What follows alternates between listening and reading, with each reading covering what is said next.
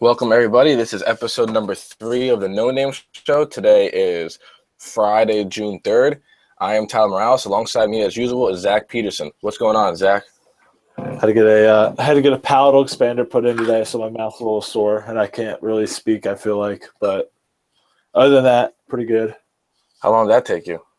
That was the thing that was annoying. I thought it was going to take up like the middle of my day. I was going to miss a couple hours of work. It was like it did. It took up like the first 15 minutes of my lunch break. Then I went back to work. Listen, I'm kind of sad you didn't ask my dad to help you out there. Yeah, Doc could have hooked me up with a palatal expander. Yeah, listen, he has all the products. Yeah. Today I would have woken up, not woken up. I would have just been laying there watching Vincente Padilla put a palatal expander in my mouth. Would have been the weirdest experience of my life. Yeah. Today I woke up like at 1 o'clock today. I have no class today, so I took it easy. I woke up, went to McDonald's. I'm eating it as we speak. The same McDonald's that you when I texted you that I was ready to do this, that you texted me, I just got McDonald's. Yeah, I still. So that's all you've done so far today. Yeah, that's all I've done so far. I have my value menu fries here. Nice. I was finishing like 8 hours of work as you woke up. Oh yeah, I just woke up, and I had McDonald's for dinner last night, so I feel like the guy from Super Size Me right now. I'm trying to see how it affects my body. All your chest issues and stuff too. Oh God, don't remind me. I'm just gonna hope it kind of just forgot about me. All right, let's talk about the game last night. That was horrible. Bad. It was really bad. Both of us are obviously rooting for the Cavaliers. And and I had money on the line. I have money in this series too, so that kind of hurt. I didn't bet, but I wanted to take the under, and I would have won. I texted a few people and said I would take the under. The line was 210.5, and it was 104 plus 89. Not going to do that math, but that's what it ended up to. Yeah, the odds for the Cleveland were low to win the series. It was something like 2-1, so I put in 85, and I would have won 160 or something like that. Yeah. 170, and then I would have plus the 85, so I would have won like $200-something. So I felt that I couldn't pass that up. But wasn't it 1.1? It's like 1.8 or something. It was 1 point. I betted it at 1 point. I did a plus 180. I think it was. Yeah, plus 180, and Warriors are minus 210. I'm pretty sure. Yeah, so I took the Cavs on that, but yeah, I still think they're gonna be fine. LeBron's won game one once.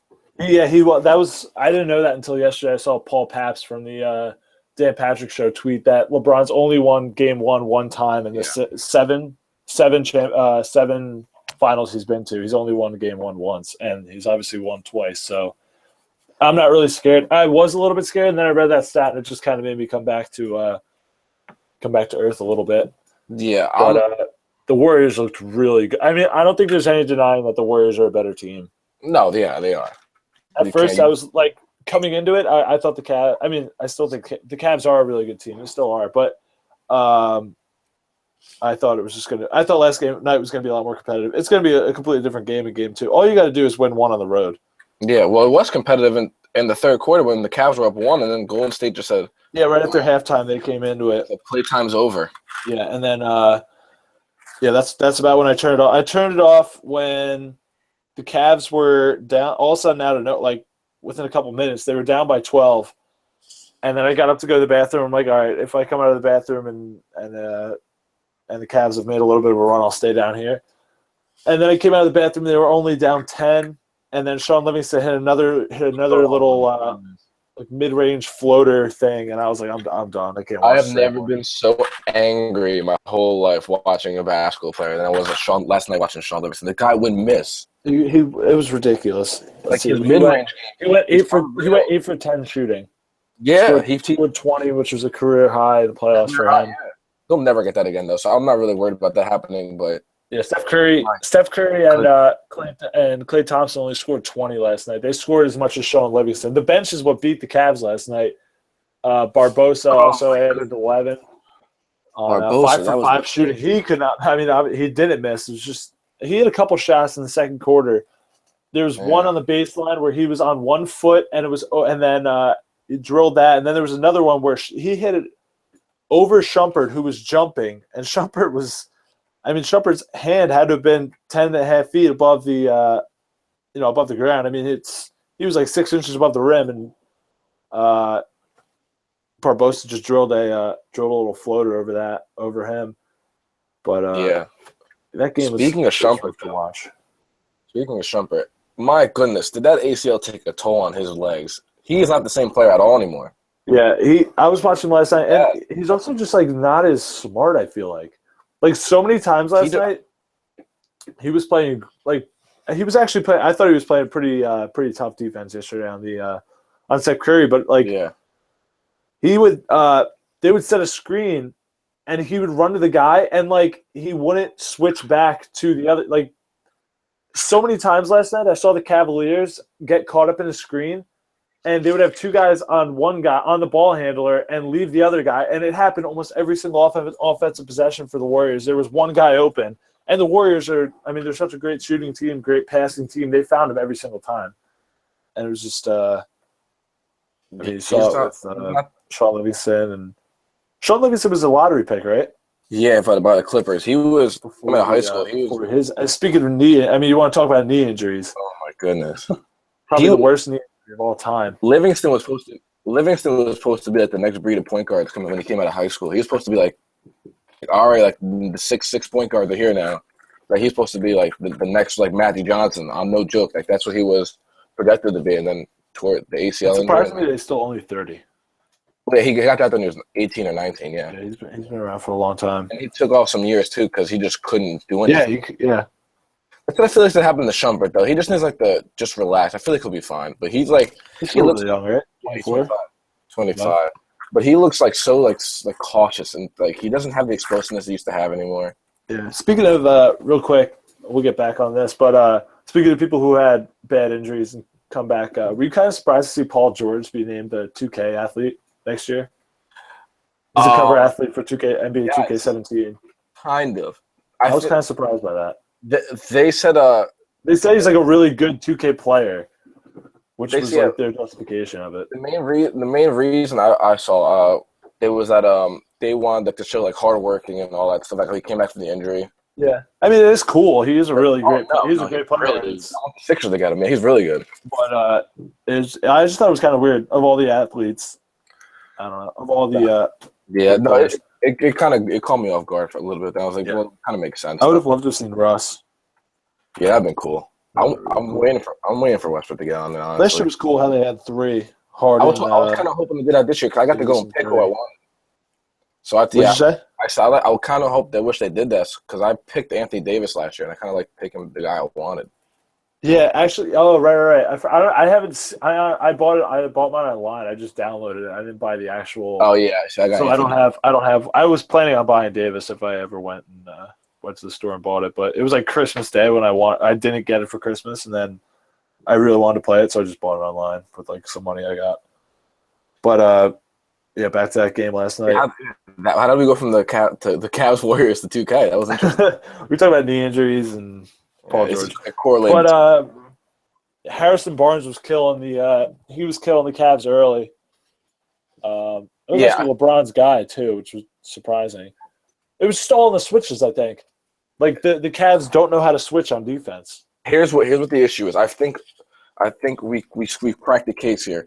I know it sounds so like easy, like why don't more teams just stop this? But every single person on Golden State can score. So when they take out Bogut and they put in whoever they want, you have to play up on the man. You can't play off ball because they're just going to shoot it. Yeah. And then when they play up on their man, that leads to the basket cuts and it leads to that pump fake and the fouls and just like such a tough offense to stop. Yeah, it is. They every single one of them is good for hitting a 3-pointer. You can't. You really especially can't. When they go with that smaller lineup. You have to hope they miss. There's Bogut, but Andre Iguodala also last year's Final MVP had a huge role. Former Sixer. Oh man, it's still surprising to me that he was on that 2012 Dream Team. Yeah, he's like the 12th man. It's surprising, but it's not surprising if that makes sense. Like it's weird that he was there, even though he could have deserved it. I don't know. He's so borderline. Yeah, he's just like he was an all-star, but the Sixers were really good that year, so they had to put somebody from the Sixers in the all-star game. Yeah. So they put Iguodala, but yeah, he's such a great defender. He gets better on defense every single year. They were talking about that, so they were stressing that on the broadcast yesterday, like just how much better he's gotten at defense. And he's gonna be playing for a while too. He's only 32, so he's gonna be out doing his role for a few more years. And who else went off? Well, I still don't understand why the Cavs haven't put in Mozgov to offset a Bogut. Have we seen Mozgov really? I mean, Nope. He played 2 minutes 24 seconds yesterday. He played at the end, yeah. But we haven't seen him all playoffs. Not even ever since Blatt left, Mozgov hasn't played. They got that European connection or something. Exactly, yeah. It's weird. Speaking of people who played horrible last night, I don't want to do it because he's a hometown guy. But J.R. Smith played. Oh my god, horrible. He doesn't want to shoot, which is weird because that man loved to shoot. He didn't. 1 for 3 shooting yesterday. Scored 3 points, and he was a starter. He played 36 minutes and only contributed 3 points, 1 rebound, 1 assist. It's like he didn't play. Yeah, it was a waste. Like you look at his stat line here, and it was a waste of him to be on the floor. One of the first plays when he went to dive on the loose ball, he looked like he was holding his wrist. I saw that one. He skid. He looked like he hurt his thumb or something. If that had anything to do with it, but I mean, something had to be up for J.R. not to shoot the ball. Yeah, it was good for him. I mean, it was good to see him dive on the ground, but yeah, that's what happened. Maybe that's why the difference. You just look at the box score here. Go down the line. So obviously the first 5 are their starters. 13 points, 16, 10, 9, 11, 12, 2, 20, 11, and then 4-0. So it's like all across the board, everyone's scoring even amount. And then you look at the Cavs, 23, 17, 10, 3, 26, and then the high scorer on their bench was 3. 2 guys scored 3 on their bench. 2 guys scored 2 on their bench. And nobody scored, and the remaining 4 guys had no points, and that was the difference maker. The depth of Golden State. Yeah, for a year, this is kind of a bad year for Cleveland not to have a first-round pick either, because they could use they need some bench help in the worst way, because they have so much money into these players.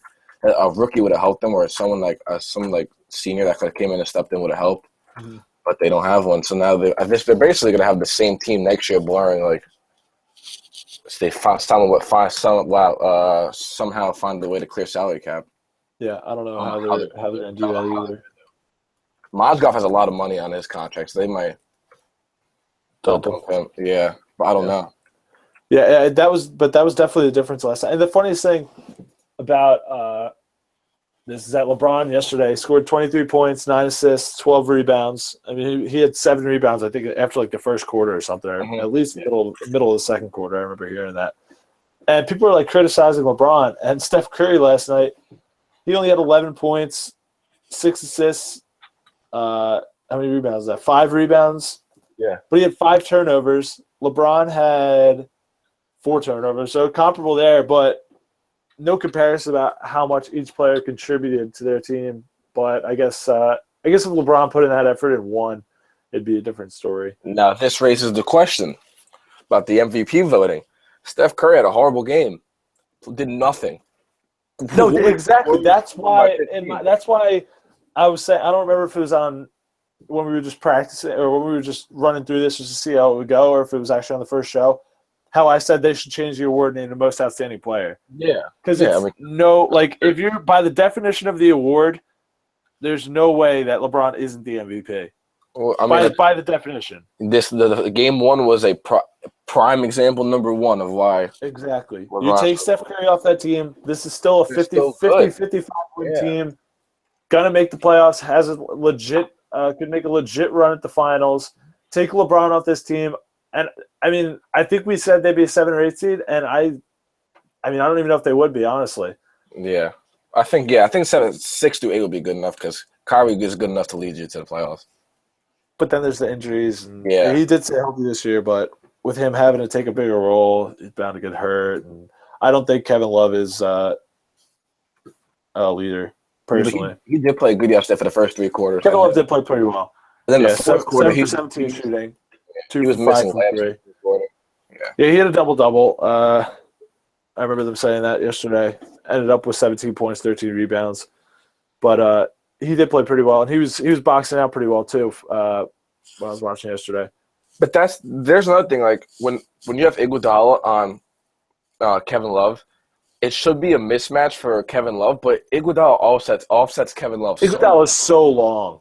He's so insane. long.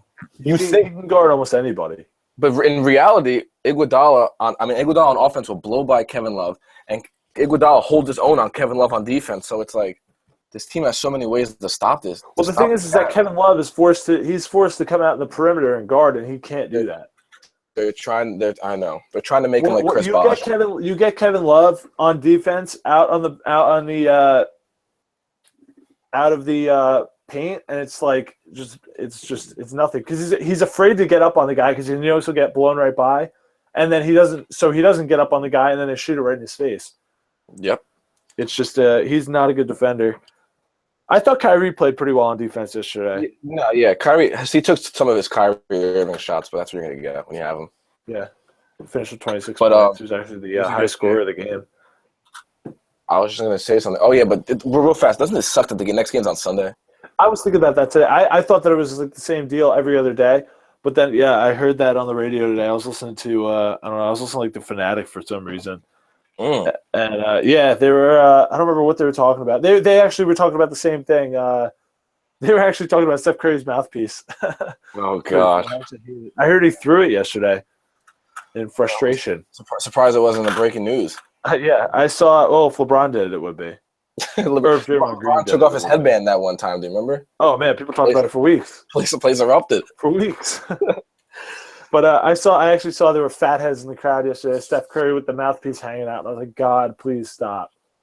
Please stop. It's just like of all things to make like relevant, please don't make his mouthpiece relevant. Like stop. Just annoying me. It's just annoying me. It's like a stupid thing that I shouldn't get pissed off by, but I am.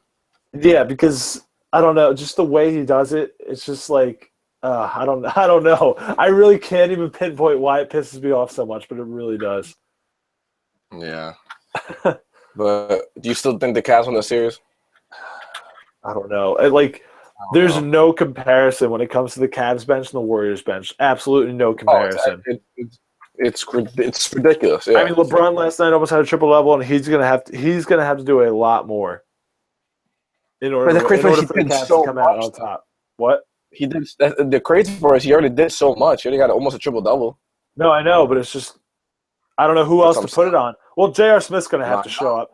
That's the difference maker too. If J.R. showed up last night, it would have been a lot closer game. Yeah, but, I don't know who would they put in instead of J.R. if they don't start J.R.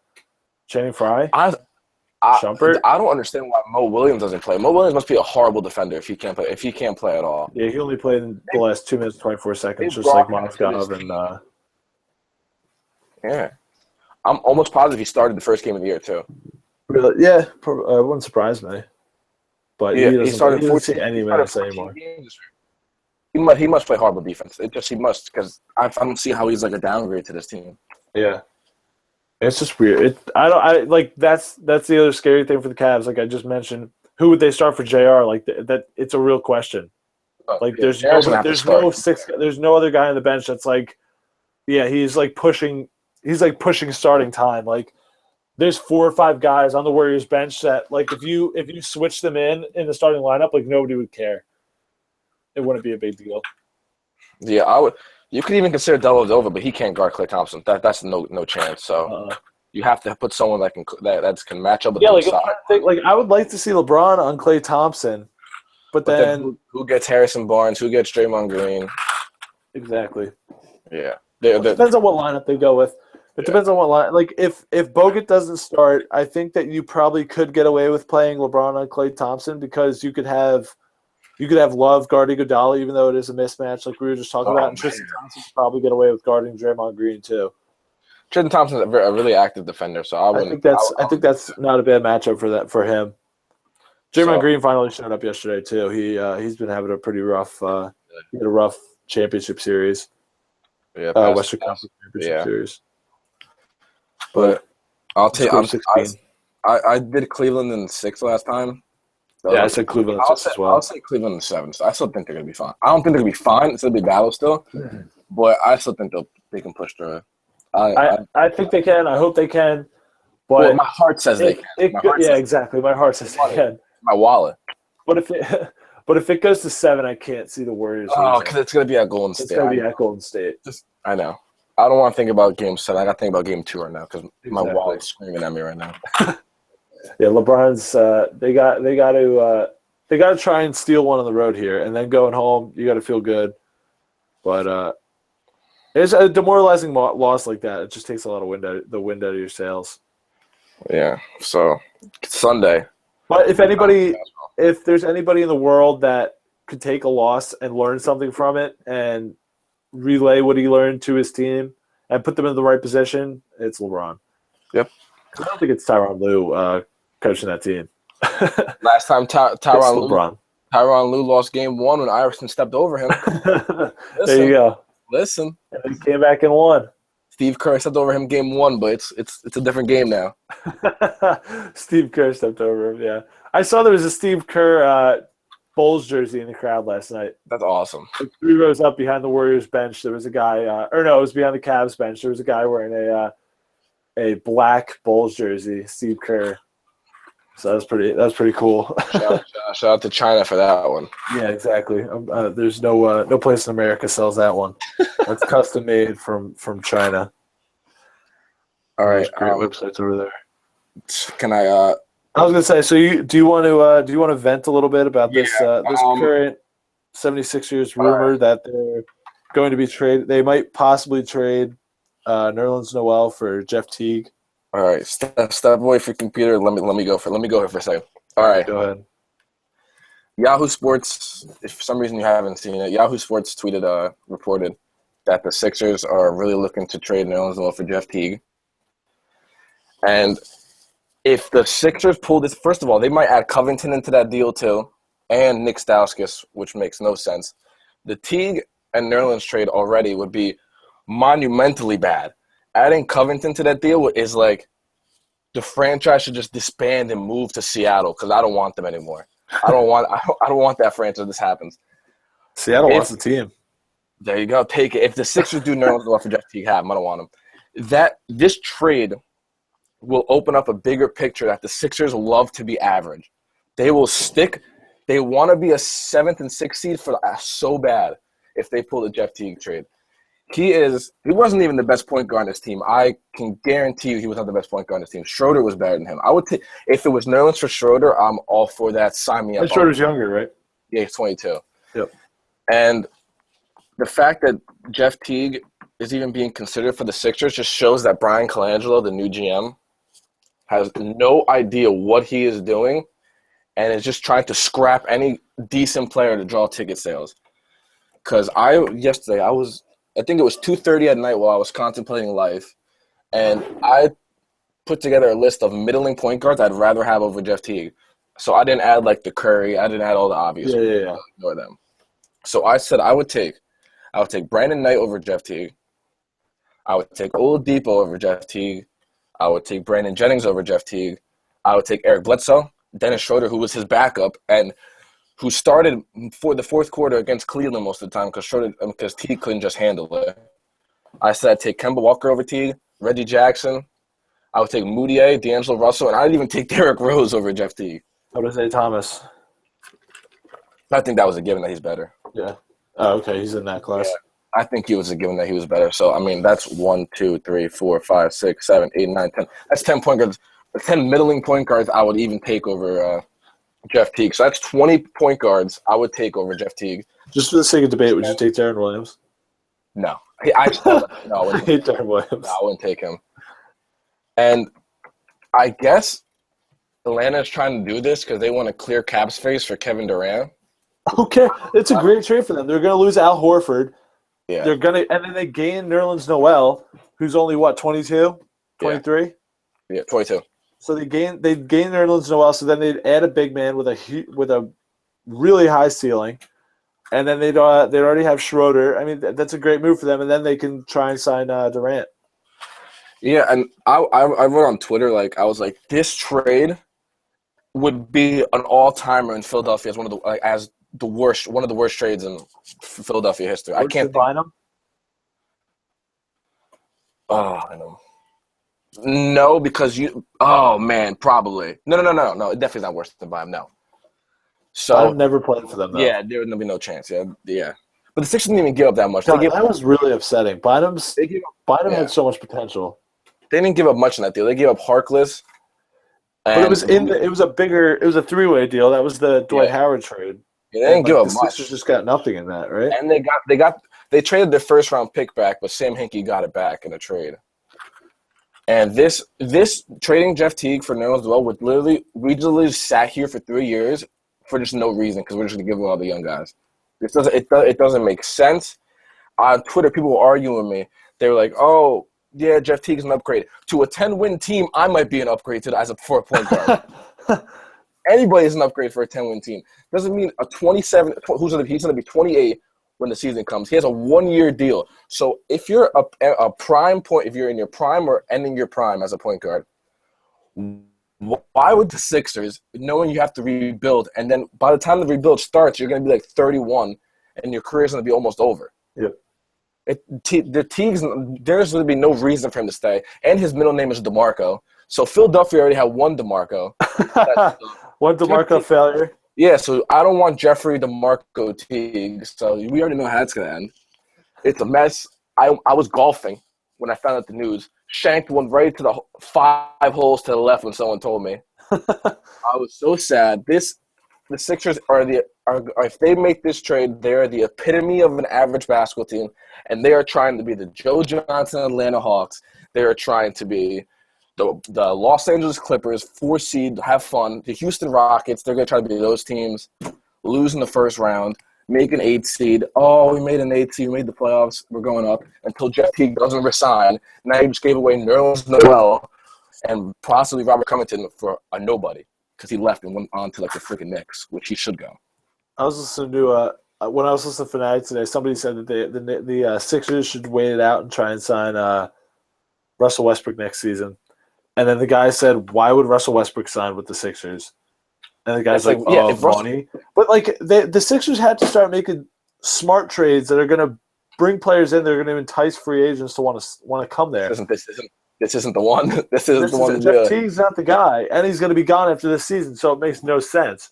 And you're giving up a guy who's proven. You know what Nerlens Noel is. I know you're not on the bandwagon of trading Joel Embiid because you think that he's going to be really good, and I know he could be, but it's just the unprovenness that like if you gave up Joel Embiid, something you literally have no idea what it's going to be in the NBA, for Jeff Teague, all right, fine, because you just don't know what Joel Embiid may be a huge bust and it may look smart, but it's like Nerlens Noel. You already know what Nerlens Noel is. Like that's why I, as a Sixers fan, don't like this trade for the Sixers. Just because it's like you know what Nerlens Noel is. He's a good defender. He's a big man with a high ceiling. I just don't, and he's got so many years ahead of him, unlike Jeff Teague. Nerlens, I'm gonna give you some numbers here. Nerlens was the best defensive player on the Sixers team that was 13th in the NBA on defense when he was a rookie. He was the best player at 20 years old. So I'm going to say that. Yep. He finished in the top 10 of steals in 2014 and 2015 as a center. Yeah. He was 8th in blocks his rookie year. He finished 5th. His steal percentage last year was 5th in the NBA, which is I don't know. I don't have the other guys. I'm sure it's all point guards on there. His defensive rating of rookie was 8th best in the NBA. He finished 7th in the NBA in blocks per game. So, I mean, Nerlens Noel stock is only going up from here on out. Jeff Teague made an All-Star game. Congrats. The whole freaking Atlanta Hawks made the All-Star game that year. 4 of them made it. Kyle Korver made the All-Star game that year. Real quick, this just popped up in my head because I'm thinking of places that Nerlens Noel could play, and he would be great. If they could, it's never going to happen because Kyrie Irving's never going anywhere. I knew you were going to say this. You knew this, right? Like, Kyrie is the type of guy, point guard, you bring him to the Sixers, that'd be great. Yeah, Nerlens would be so perfect for the Cavaliers. Sixers would have to go up. And then the Cavaliers would have to find a point guard, but they wouldn't need a great point guard because LeBron could play point guard. You could probably get. I mean, I think Kyrie coming to the Sixers and you involve Nerlens in a trade for that. That would be a smart trade. You'd have to trade like Nerlens and like 2 first-round picks. You think it would take 2?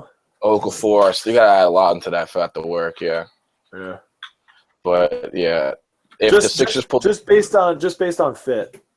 Yeah. That would be a great fit. This trade would be the epitome of Philadelphia if it was Jeff Teague for Nerlens Noel. We love just having fun. We love being the fourth seed. We never want to win anything. Being average is fun. We like 29-year-old point guards. We love DeMarco. We love DeMarco. all this. Philadelphia loves DeMarcos. They love DeMarcos. They love Terrells. They love Donovans. They love Deshaun's. They love LaShawn's. And if they get they love the Shawns. And if they get Jeff Teague, that takes out the two. They're not going to get a point guard the next two first-round picks. I want them to get Isaiah Whitehead in the worst possible way. So now that might not happen because they don't need a point guard. The Knicks get him. Yeah, the Knicks got to get a pick first. He's going to be a first-rounder, right? Some mock draft sites don't have him pretty high. I have a nice little Seton Hall source. And if you go to Draft Express, who's like the best like NBA draft website, they just don't like Isaiah Whitehead at all as a person or anything. They don't like him, so they just like they don't even have him getting drafted. But the website you should rely on, they have Whitehead going like end first, early second. Him and Malachi. Malachi's going to be like mid first round, right? I hope the Sixers get him too. Yeah, that'd be really cool. No, Jeff Teague is going to be the savior for 1 year until he leaves and goes to the Knicks, and the Sixers are like, wait, what happened? I thought we had Jeff Teague in the locker room. They're going to be like, no, coach, he left. He had 1 year on his deal. The coach is so unaware in Philadelphia that I don't think Brian Colangelo realizes that he has 1 year left on his deal. He must not. He must not. There's no reason for him. He wouldn't resign. There would be no – he's an idiot. If he resigned, he's an idiot. It's got to be depressing to be a Philadelphia fan. It's bad. I have headaches. Across the board. Are the Phillies under 500 now? Are they there yet? I can pretty much. Because I saw the other day they were 26 and 25, and I was like, oh god, the shoe is dropping. Oh no, you knew that was happening. I knew it was happening. Yeah, but there's a lot of Philadelphia fans. Now you're a smart Philadelphia fan, but there are a lot of stupid Philadelphia fans. That's like when the team is good, that must mean the team is good. You know what I mean? When the team's winning, that must mean that they're a good team. Like that's all they know. That they don't know past that. Like when the team is bad, they don't watch the games. Yeah, I know. I'll give Philadelphia fans this though. Bad fans. I'll give them this though. When it comes to the Jeff Teague trade on the radio and stuff, nobody wants the trade to go through. So they understand too. Like wow, this. Well, the true fans who call into those shows are. If they make this, you hear this here first. If they make the Jeff Teague trade, I will call WIP or whatever you want, and I will go nuts. I'm telling you, we'll record it and we'll put it on the show because I'll do it. Mark me down. Let me sign the contract because if they do this, I'm boycotting. I'm going to Philly. I'm gonna have a picket sign. I'm just gonna boycott and be like, this is ridiculous. We love the 7 seed.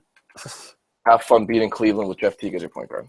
That's one thing about just talking about sports talk radio. Obviously, where we live, we get to hear New York and Philadelphia, and the fans for New York fans in all 4 major sports. I don't even think of hockey as a major sport because I'm not a big hockey guy, but I hate hockey. All 4 major sports, they're like known as like very smart fans, but the people that call into New York sports shows are so stupid. But I feel like it's the opposite from Philly. Like. I consider Philadelphia fans to be bad fans, but the people who call into WIP, I feel like are like the true Philadelphia fans. You know what I mean? Yeah, they're the ones who want to vent. Yeah, they want to let their anger out of the 35 years of being Philadelphia sports fans and getting one Philadelphia Phillies championship in 2008. Yeah, but I don't think this Jeff Teague trade is going to go through. Actually, no, they were alive for the one in the 80s too, right? 83. Yeah. The Phillies won it in, 83 and 2008. Yeah. So they saw 2. Good for them. I don't know. I saw 1, though, so that's good.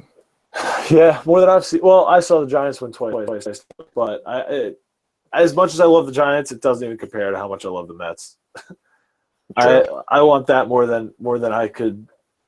More than anything, I want to see the Mets win a championship more than anything. If the Eagles win a Super Bowl, I don't need life anymore. I'm good. I'm happy. I know exactly. I can't even imagine the happiness. I know. I don't deserve it though. I'm a Philadelphia fan. This is what my dad gets for making me one. I'm pissed off. But yeah, I would rather trade Okafor though. Back to the Sixers, I'd rather trade Okafor. My dream trade. Let me see what pick the Suns have. They have won the Suns have like 9 or something. Yeah, my dream trade would be Phoenix's 13th pick For Bledsoe? 13th pick and Brandon Knight for Jahlil Okafor would be my dream trade. That's not bad. Or Bledsoe. Either one of the two. Yeah. I'm sweating. Maybe the Sixers will wise up and do something like that. You think I should at them with the podcast? Maybe they'll listen. Yeah, maybe. I think so. I mean, they probably we're probably more. Tweet this at everybody involved. Tweet it at Embiid. Embiid will listen. Yeah, he almost got LeBron. He said so. I mean, we almost got LeBron. I love his Twitter. His Twitter's so great. There's some athletes who have really good Twitters. What'd you say? There's some athletes who have really good Twitters. Oh, yeah. Embiid has a great Twitter. Embiid, Aaron Rodgers, Nyquist. Nyquist, the horse. That's how we're going. It deactivated its account. Oh, that's sad. After getting harassed. R.I.P. Yeah, people were destroying that horse. R.I.P. Yeah. Oh. So yeah, I'm sweating now. That was. Oh God, this is bad. Are you good? Are you vented? No, I had something else I want to say, but that's for my RIP segment, though. All right, well, let's get into some segments because there really wasn't much the last couple of days. It was really just the finals yesterday. Baseball's in full swing, but it's that kind of lull between Memorial Day and 4th of July where it's just kind of like the games are happening, but it's like you're not really getting into it. Like, I'll watch the Mets still, but it's like it's not September or early. Like, beginning of the year, you're all pumped, and then you kind of go through that summer lull before the trade deadline, and that's kind of where we're at in the baseball season. Football, nothing's been happening. Oh, my God, it's been dead. I've been doing news. I'm just doing fantasy football research at this point. Yeah, that's going to start ramping up soon. Oh, I can't wait. Definitely going to have a show on that. That'll be fun. That and the trade deadline are going to be really fun to talk about. Yeah, I'm gonna make sure to get some fantasy football guests into this podcast. Yeah. You can talk about that. And then so it was really only NFL. So let's start with some segments. New idea for a segment. We're going to call it the rest in peace, where we just we talk about a team or a player that just it looks like they're done and it sucks. We're doomed because my player's not doomed. This player that's doomed. Yeah, exactly. My guy's doomed. I'm guarantee you my guy's doomed. So I was thinking about a new segment, and I leaned back in my chair here where I'm doing this show, and I looked up on my wall to my David Wright fathead that's been here since I was. Tyler, I'm not even kidding you. My fathead's peeling off the wall. David Wright, half his shoulder. Every time I come back here, I paste it back on the wall, and it's half of his body is. I swear to God, I came in one day, and David Wright's head was in his lap because it's peeling off the wall. It's going. Sign of the times that it's time. As one of my next to Mike Piazza, David Wright's right up there. So, I hate to say it, Matt Harvey's up there too. Oh. My favorite Mets lifetime, David Wright is up there, and I've met him 2 times, like getting his autograph when I was younger, and not a classier guy in the world. I remember one time when I was in 4th grade, I went to spring training, and the only autographs I wanted to get were Pedro Martinez, Mike Piazza. I guess I was in 5th grade. And I'm waiting by the team parking lot after. Mike Piazza comes out, walks right by me. Pedro Martinez comes out, walks right by me. David Wright comes out. I was like, David Wright it was his second year, so I was excited, but I didn't really care that much. David Wright came over, signed for everybody, immediately became my favorite player. And then I went to a game at Shea Stadium one time, and I was down in the front row during batting practice. Yelled his name. He came over to me, signed my stuff because he saw I was wearing a David Wright jersey, and it sucks that it just looks like it's the end for him.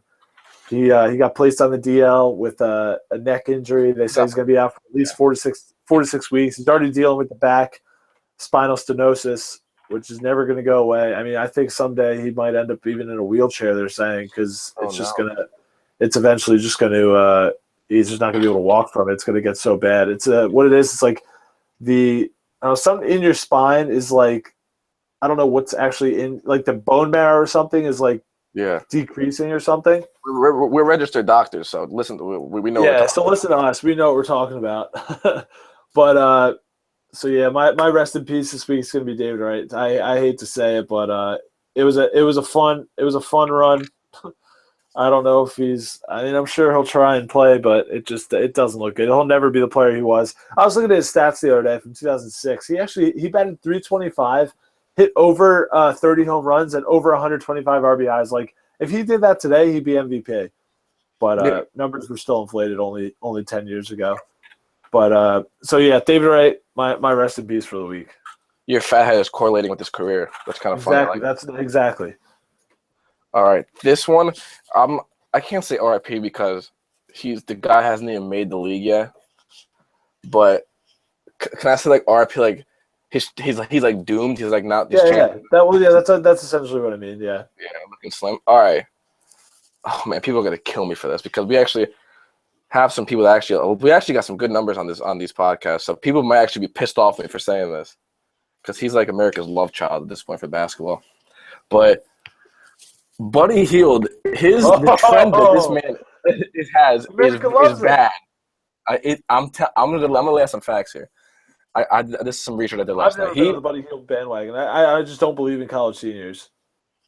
There, this is where I'm getting at.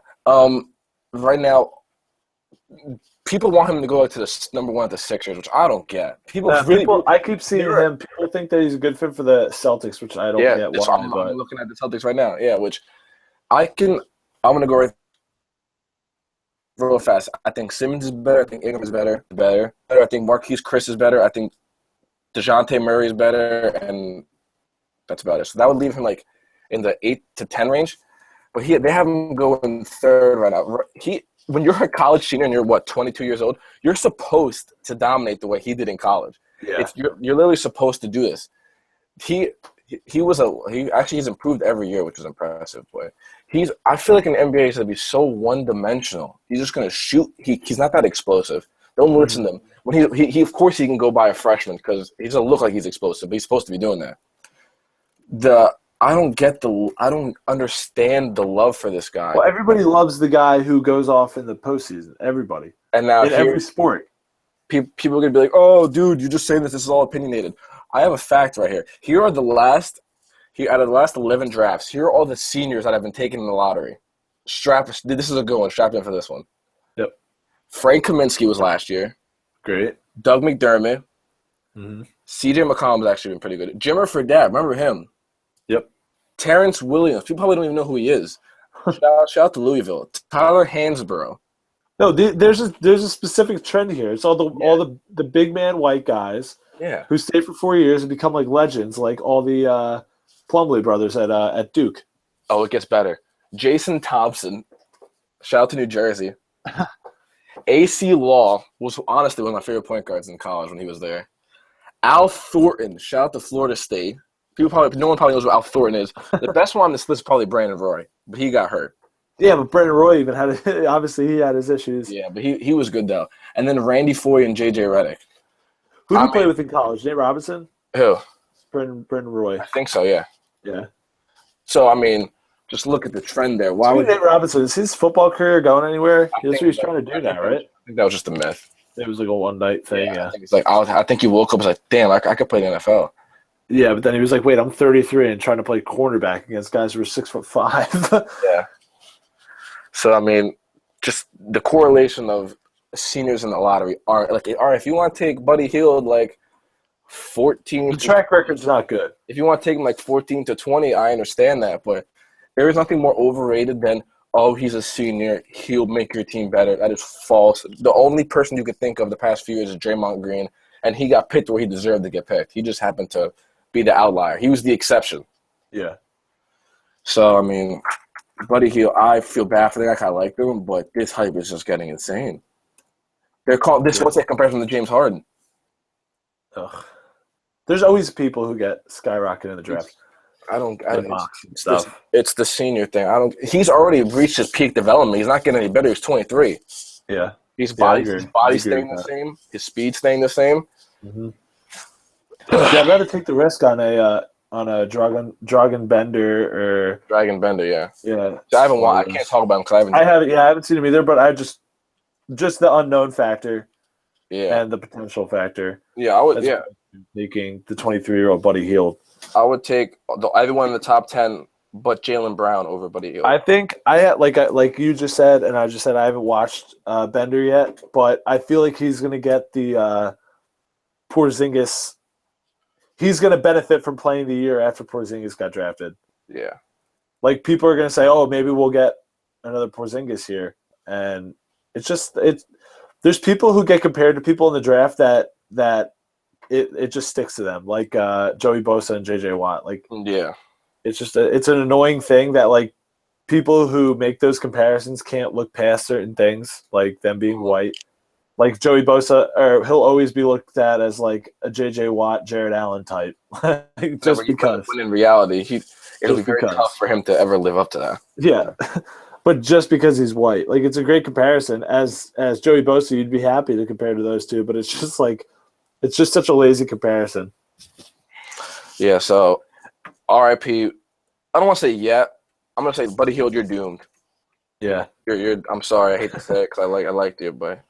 Yeah, he is. It's not going to be good. He might be the highest pick senior. Basketball. What'd you say? I still like college seniors in basketball. There's a reason they were there since they were a senior. There's a reason. Exactly. That's exactly my reasoning. There's a reason they had to stay to their senior year. Yeah, exactly. So, Charles Barkley would disagree because he thinks everyone should stay 4 years. But yeah. Well, it would be more fun. It'd be more fun, but I mean, like, it's just not good for the players. Yeah. At all. There's no point. Why would Anthony Davis stay there until he's a senior? No, but think about like the matchups that we would have seen. I know, but those guys wouldn't have gone to Kentucky if Anthony Davis was still there. Which would have balanced the power, and it would have been a lot more fun. That'd be true, but it'd be a lot of fun. I don't even care about college basketball. I care about what these kids are going to get drafted in. Yeah. But it would be fun to watch. The tournament would be unbelievable because because there'd be like good players like at average schools. Every single team. Yeah, it'd be so fun. But whatever. All right, as the No Name Show, we're going to leave you with one no name guy on this Friday, just so you never forget him. Yeah, don't forget him, please. Just don't forget him. Let him know. Tyler, you go first. Yeah, let me see. I'm trying to find this number here. Kwame Brown. Don't forget him. He made $63 million in his career. Don't forget him. Yeah, just because he's like my favorite of all time. I don't even think he's a no name because everybody knows him so well. Greg Oden.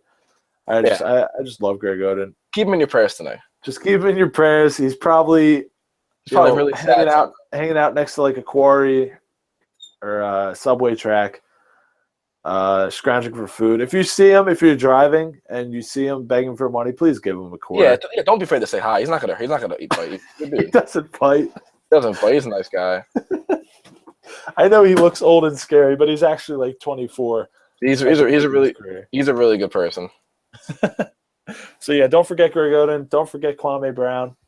Watch, by the way, Greg Oden during the ESPYs with Jimmy Kimmel, legendary. That man had the world in front of him. Oh, now I'm getting sad now. All right, end this. Now I'm getting sad. All right, this is the No Name Show. This is episode 3. We'll see you on Monday.